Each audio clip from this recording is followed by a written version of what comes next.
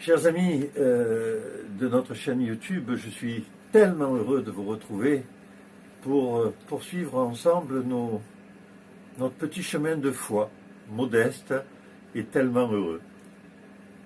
Aujourd'hui, en ce début de carême, où nous nous retrouvons en communion de démarche avec nos frères catholiques romains et nous orthodoxes, puisque nous partageons le carême à la même période, nous allons nous interroger sur quelque chose qui est quand même très particulier dans nos traditions, c'est la confession.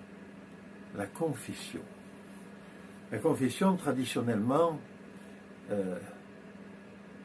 on la fait plusieurs fois par an, lorsque l'on est pratiquant, entre guillemets, mais je vous regarde en face en vous le disant, on n'aime pas ça, au fond.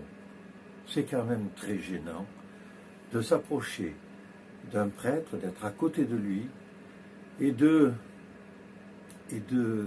devoir dire finalement tous nos manquements, toutes nos insuffisances, peut-être simplement toute notre petitesse humaine.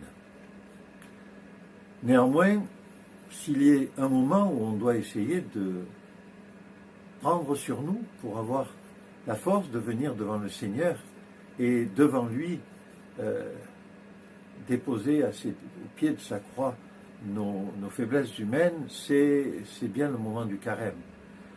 C'est le moment du carême parce que c'est le moment où nous allons nous préparer à cette joie immense de la résurrection du Christ au terme du carême et puis de la Semaine Sainte, mais c'est aussi le moment où nous allons essayer de descendre en nous pour justement nous décaler, nous séparer de notre nature humaine, de celle qui nous amène invariablement dans le péché.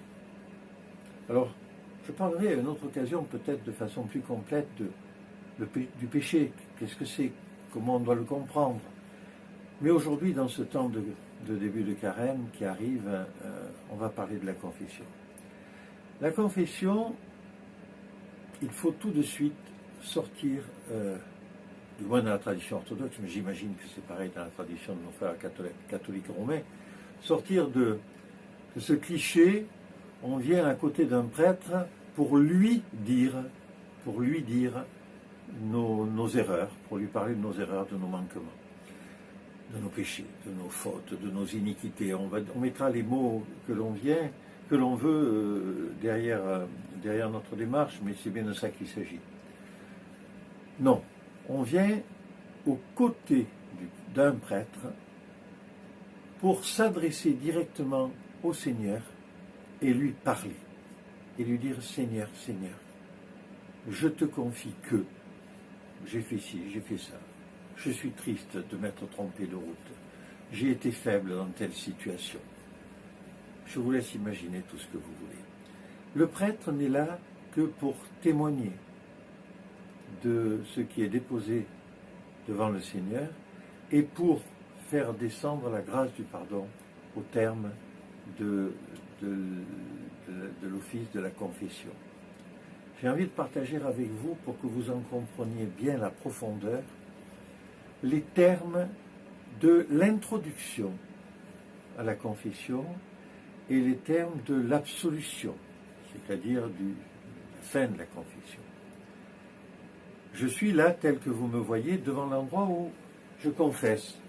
C'est un petit autel. Il y a une croix, il y a la Mère de Dieu, il y a une petite bougie allumée et une croix de bénédiction qui est posée sur ce petit autel. C'est l'endroit où, côte à côte, pas le prêtre assis et le fidèle à genoux, non, côte à côte, debout, devant le Seigneur, le fidèle va déposer ce qu'il a à déposer devant lui. Ça commence de la façon suivante. Le prêtre accueille le fidèle et lui dit « Tu es venu ici pour te confesser ».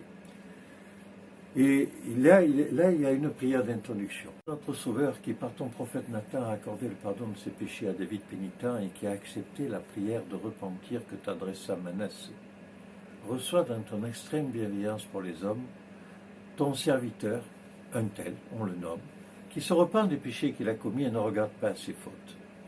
Toi qui pardonnes les péchés et ne tiens pas compte des iniquités, car tu as dit, ce n'est pas la mort du pécheur que je veux, mais qu'il se convertisse et qu'il vive, et encore qu'il faut pardonner jusqu'à 77 fois, 7 fois.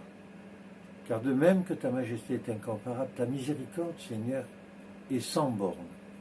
Car si tu tiens compte des iniquités, qui donc subsisterait? Car tu es le Dieu des pénitents et nous te rendons gloire, Père, Fils et Saint-Esprit, maintenant et toujours et dans les siècles des siècles. Amen. Vous comprenez que lorsque nous entendons ces paroles, le prêtre dit aux pénitents tout ce que le Seigneur est et fait pour nous. Et pourquoi nous devons nous approcher en confiance absolue. Nous ne sommes pas dans un tribunal. Nous ne sommes pas devant le jugement d'un homme qui serait le prêtre. Nous disons au Seigneur, Seigneur, Seigneur, aie pitié de moi, car j'ai péché. Et chacun d'entre nous, mais nous y reviendrons dans une prochaine séquence sur le péché, chacun d'entre nous va avoir le ressenti personnel des endroits où vraiment il s'est trompé de route. Les endroits où vraiment il a loupé sa cible, la cible qui est une vie en Christ, tournée vers lui. Le fidèle dépose ses péchés et le prêtre peut apporter des paroles de consolation. Par exemple, rappeler que quoi que nous ayons fait, le Seigneur nous aime.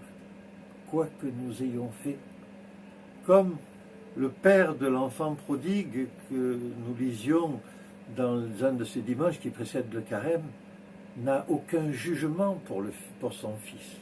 Il ne lui pose pas de questions sur ce qu'il a fait pendant cette vie, dont on sait qu'elle a été de débauche, mais pendant cette vie. Simplement, il lui dit, tu es revenu, je t'aime. Et il prend l'anneau qui lui passe au doigt et il fait tuer le veau gras pour faire la fête. Le Seigneur, c'est comme ça qu'il fait pour chacun d'entre nous lorsque nous venons nous confesser.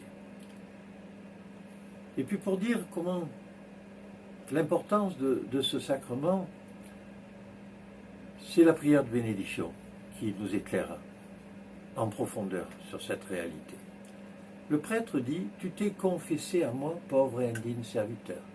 Moi, le prêtre Georges. Je n'ai pas le pouvoir de pardonner les péchés, Dieu seul le peut.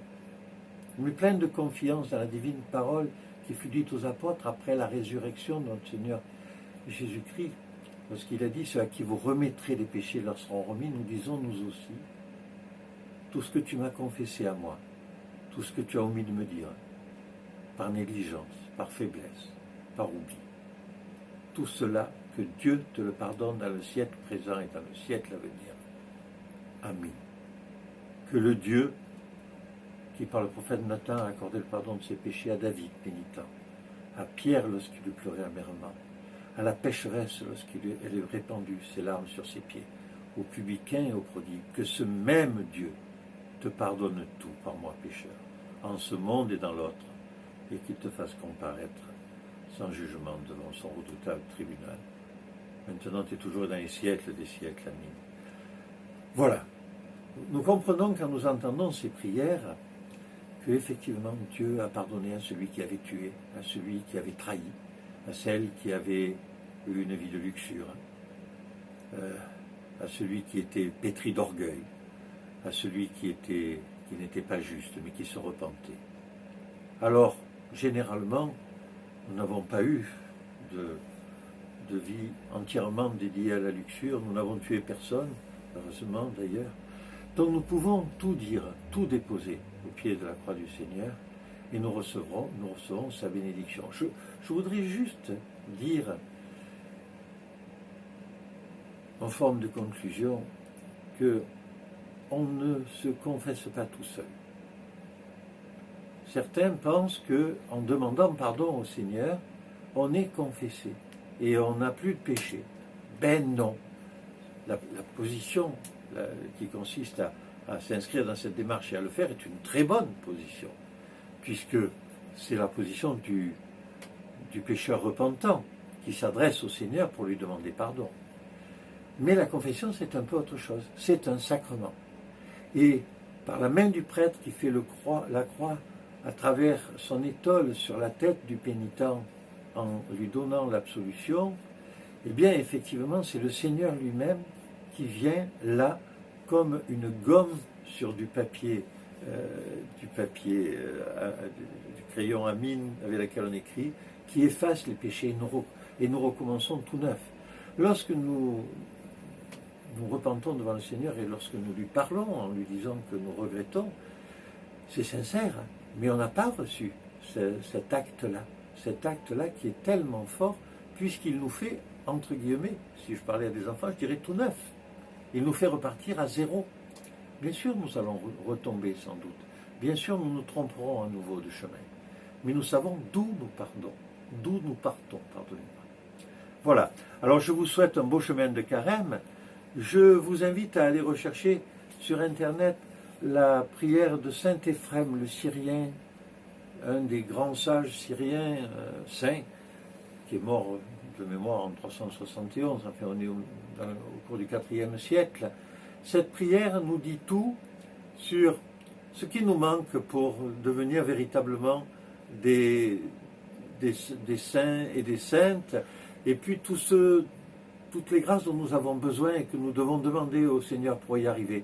Vous verrez, moi je chemine avec depuis de nombreuses années, j'en ai toujours autant besoin, j'y suis toujours pas arrivé, mais ça fait un bien terrible quand on la récite. À tous, très belle continuation sur votre chemin de carême. Au revoir.